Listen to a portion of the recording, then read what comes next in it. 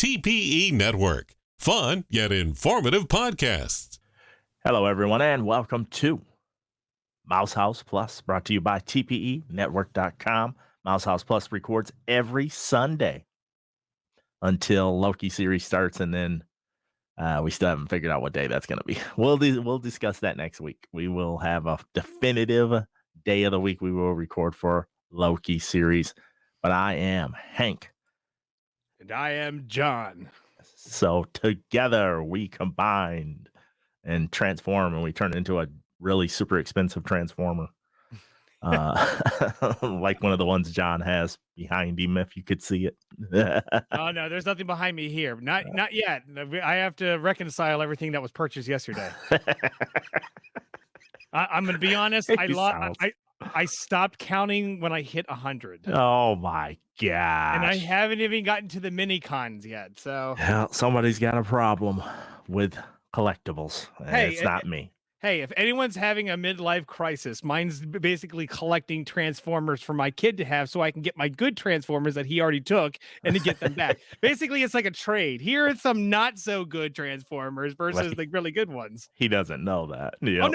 Oh no, he knows it. But, okay. I'm trying to flaunt more at him to make it, a lot more palatable. Yes, exactly. Yep. Here's hundreds, kid. Here's hundreds.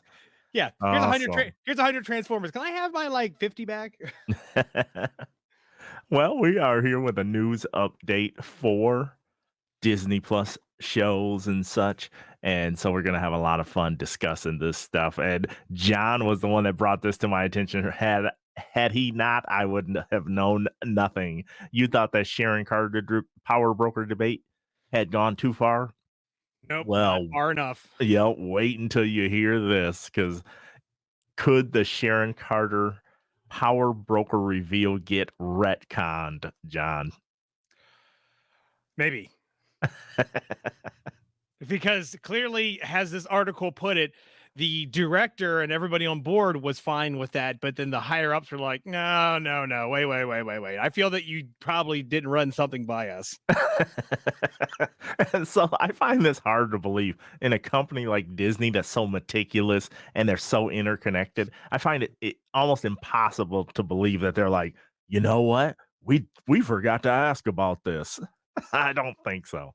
Well, maybe they were on board until they saw all the internet chatter, and then it changed their opinion on it. Yeah, the internet was like, "Oh no, you just didn't." But now we'll never know. We'll never know the truth now, because what happens if the director was like, "But I have a plan. I talked to the person that's doing the other movie, and we have a plan." A swerve. I don't know. I mean, I was still all for her actually being the villain of the Captain America 4 movie that they're basically kind of pitching around. But, if they're going to go to the extent of bringing her back and try and make her good again, I mean, I don't know how they're going to have to do that. I mean, here's the question.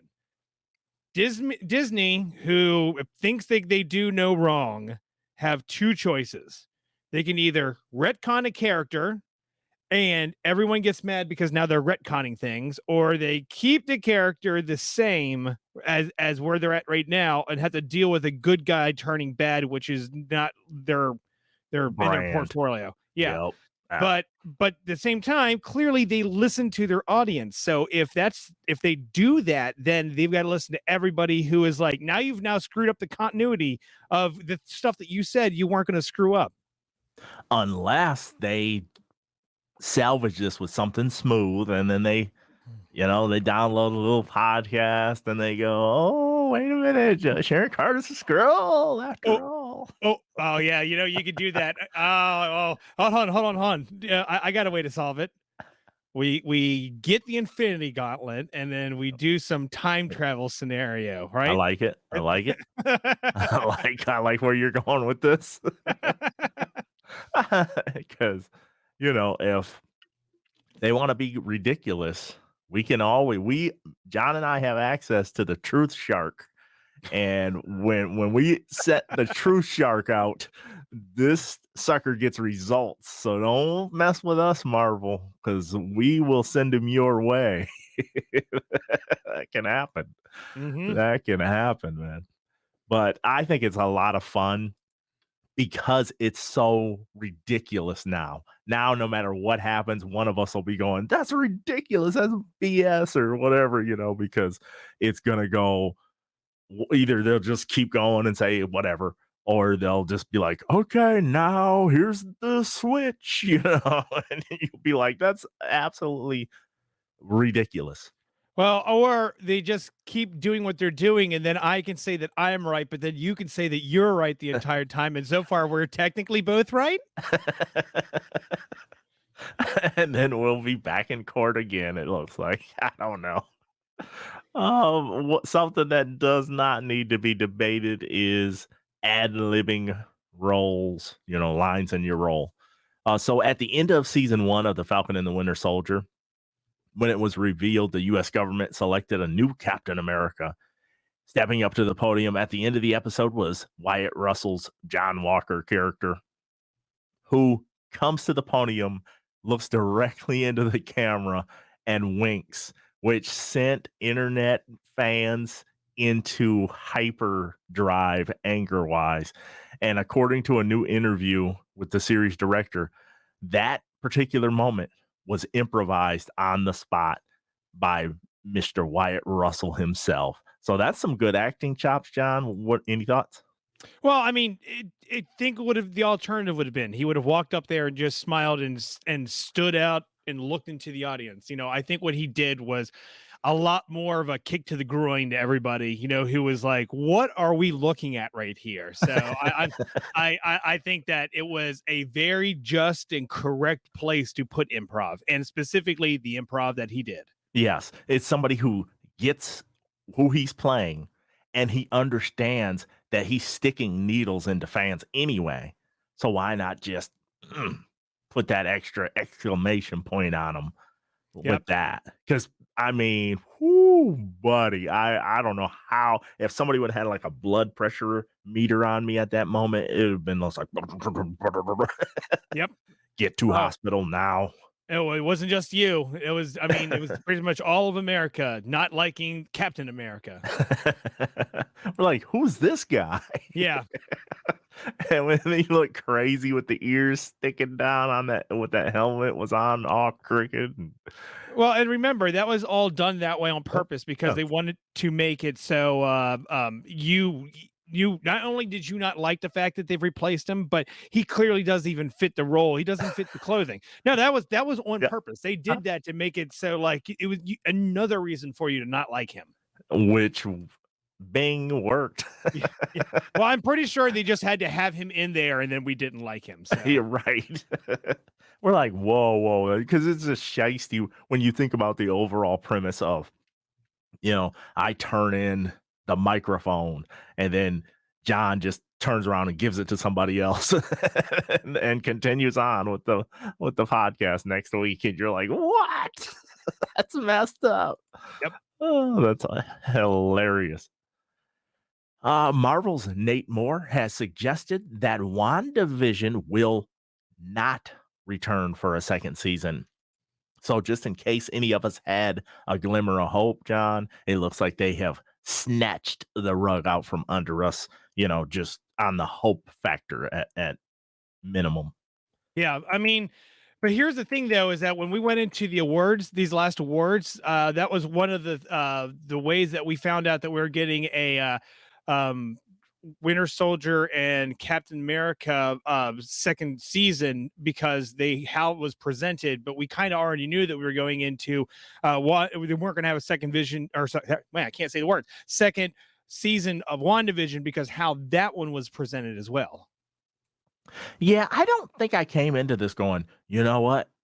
They're going to just keep doing multiple seasons of this because of the structure of the transgression she made against people, where she's like not the good person.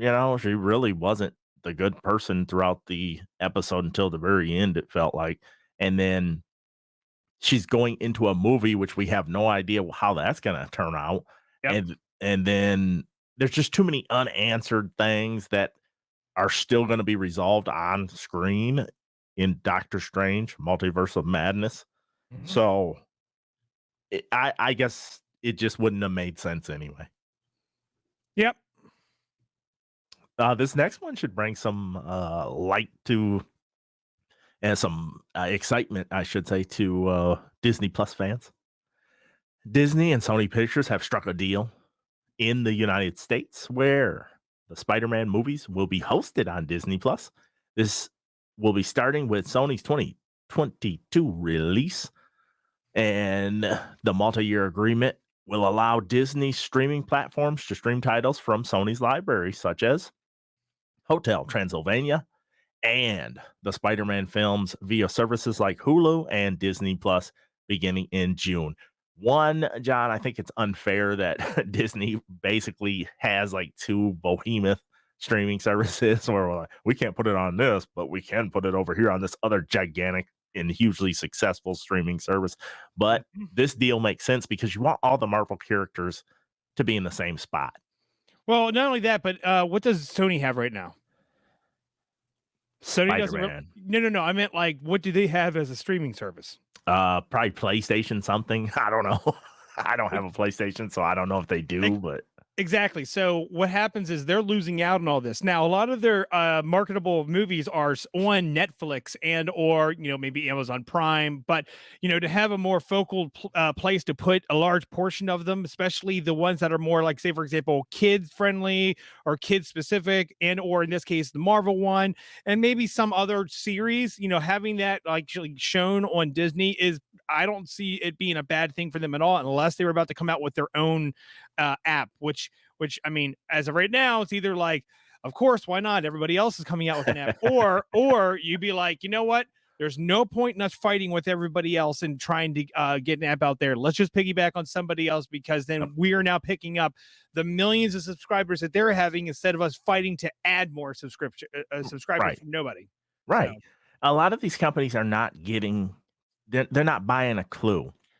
When you do your own thing, yeah, that all that money's yours. But guess what? All the infrastructure, all the setup costs, everything is yours too.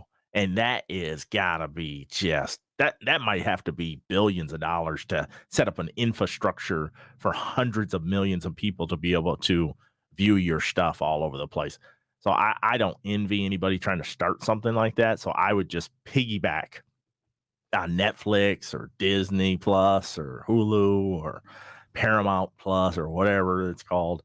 And I would just try to go that path instead of, I'm going to make my own from scratch. It's like, good luck. And I don't think Sony has the pockets to really do that. I don't think Sony is as wealthy as people think they are. No. And that's the thing, is like, maybe this is the sign that they're starting to unfold a little bit. I mean, they've got a couple things that they're making money off of, but it's not like, the empire that Disney is now turned into. I mean, they're like, clearly some of their biggest competitors are now owned by Disney, and so it's either one of two things: either they fold and they sell themselves to Disney, or they let Disney buy them. Yeah, we'll see how it all pans out, but I don't know. Sony, on top of that, has the PlayStation chip shortage, which is going to set them back some more. I mean, man, they got to be hemorrhaging money at this point. So yeah, I don't know how long they're going to say, well, we'll just keep Spider-Man, when they could use that as a nice golden parachute. But we'll see. The last thing I had was it was reported that Disney Plus has reached 103.6 million subscribers worldwide as of April 3rd. Ooh. That's what the company reported, although the growth was expected to be closer to 110 million by analysts. Wow.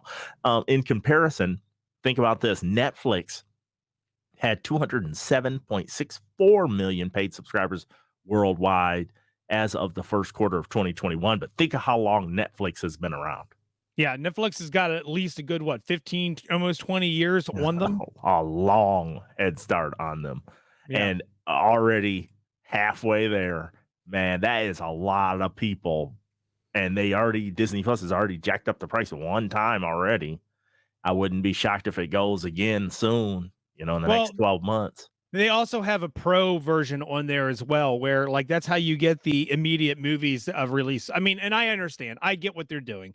They're trying to make some extra money on the fact that they've got new release movies coming out. Like, what was the one most currently that was just released? Or Cruella or something. no, the one with the dragon.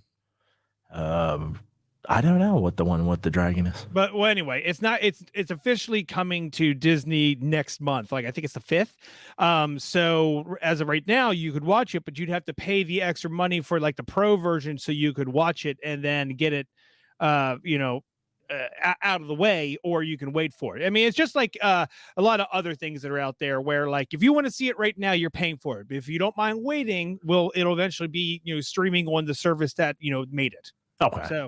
So it's you kind of got like two different ways of looking at it. So they're trying to make money off of it, but then you feel that you're entitled to it because like you own the service. Why are you doing this to me? But again, they're making like this is supposed to be a theater-based movie that never made it to the theater, so they have to make money off it some way. So you know what? It doesn't bother me as much as it did at first until I started truly understanding what was going on. Okay. I've always liked this option because even prior to the pandemic and stuff, I didn't always want to go to the movie theater for stuff. There's certain movies that are big screen, kind of friends and family worthy, so to speak. And then there's some movies that you're just like, I would just like to catch that on a Sunday morning and watch that one real quick and be done with it, Well, I mean, here's a good example one I like keep tossing out because as of late, this is one of the highest rated ones. And you could look it up if you want to just kind of see how it's doing currently. But it was an anime that just got released. I want to say it was about a month ago now. Mhm. And it's called, let me see. Oh, man. Demon Slayer Mugen Train. So it's Mugden, Mugen, I think that is.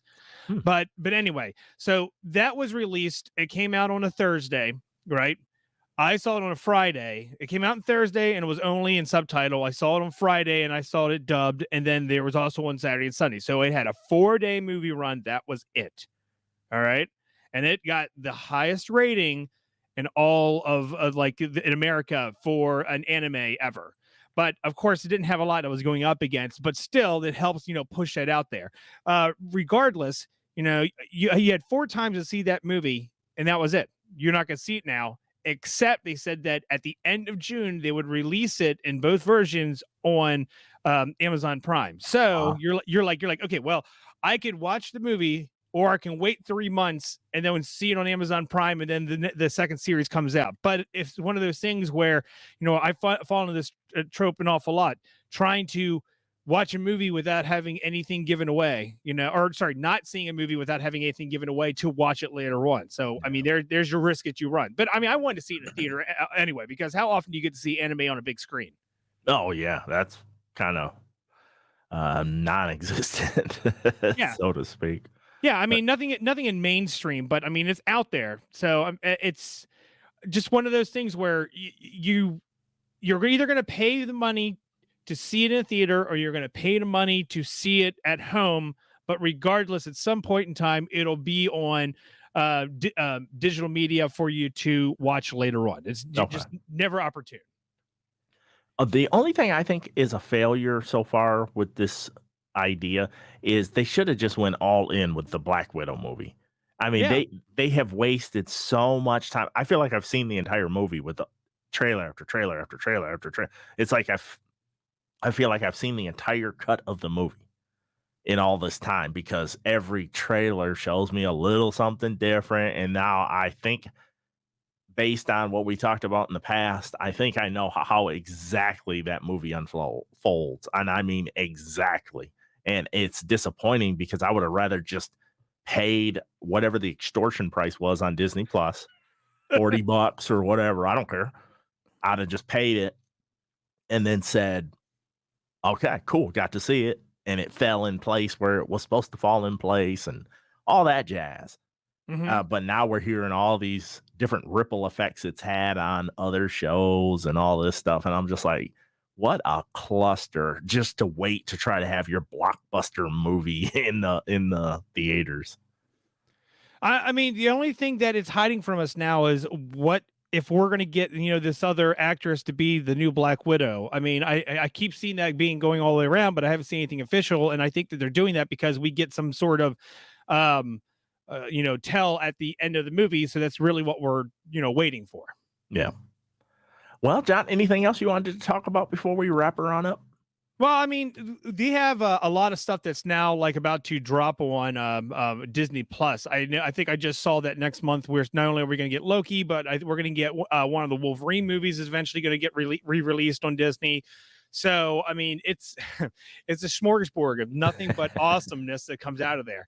And I have to say I listened to yours and Alex's podcast on the Bad Batch, which is over on the Mandalorian Fan podcast, and I'd have to say that I believe that you guys gave it a really high score when I don't think it was worth that high of a score. Criticisms here. I mean, you guys are like up in the nines. I mean, that's like a 7. I mean, we're still like in the building process for everything. I mean, it was off.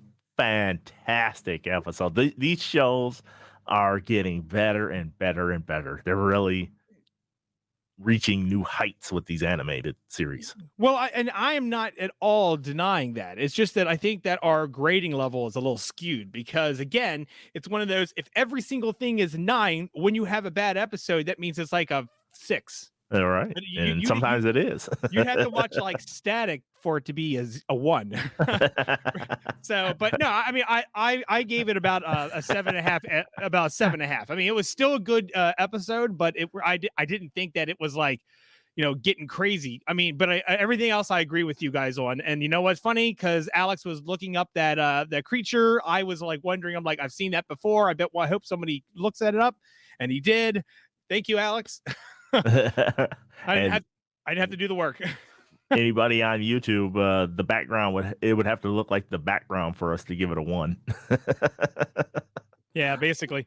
And but yeah, no, besides that, it's we're looking at some good stuff that's about to come out, and I'm really looking forward to doing a short thing on this MODOK series that we're currently watching through. Yeah. I just tell everyone out there, if you haven't seen it, if you're a fan of Robot Chicken, go watch this. This is done by all the people from Robot Chicken. It's like the same humor, except there's the animation style is a little bit better because they don't have to keep using multiple different characters. They could just use the same ones over again. So they're able to keep the heads and faces looking a little bit more pristine versus the stick-on smiles that they have on for like the G.I. Joe characters. Yes, but it's funny. It you know what? It's more along the lines of train wreck.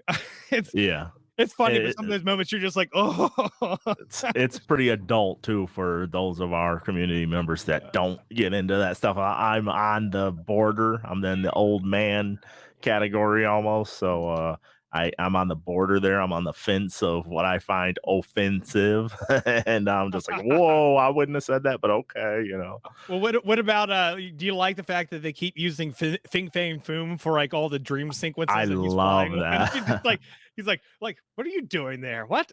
And it lets you know that Marvel's probably not going to use that character anywhere else. Well, hey, we don't know yet. Could be in the 10 rings. It won't be. And they won't. They've already retconned everything on that. Because I read the comics and it's so much different than the comics. So, but we're getting too far off on a tangent. Next week, we are going to figure out when we are going to be recording our Loki series. We will announce it next week for sure. But that's going to do it for this edition of Mouse House Plus. We'll see you next Sunday. Yep. Bye. Bye, everybody. TPE Network. There ain't nothing else like it.